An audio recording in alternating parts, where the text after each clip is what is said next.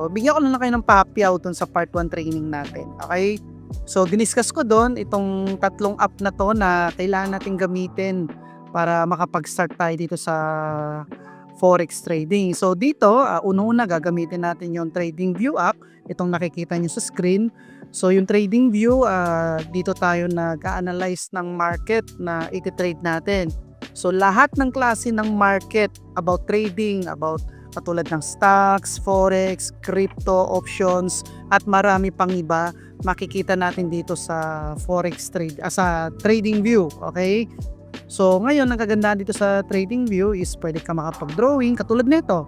Ayan na may mga picture, tapos may mga text, pwede ka maglagay ng mga labels.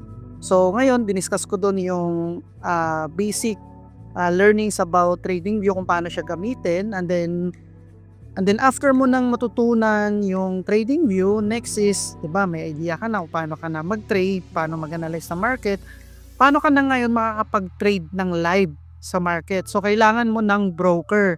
So yung broker na ginagamit ko is dalawa lang po, XNET at saka itong XM.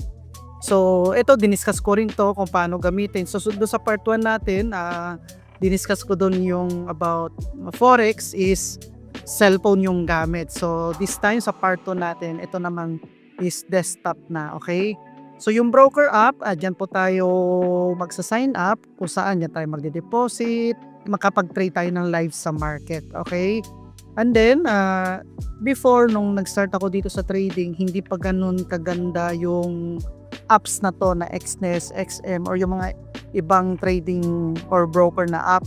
So kumbaga very limited lang yung features. Kaya ang ginagawa ko before, mostly ng mga traders is kapag mayroon ng account dito sa broker is dito po nagtitrade po dito sa ng live dito sa MetaTrader 5. So ang tawag dito is MT5, okay?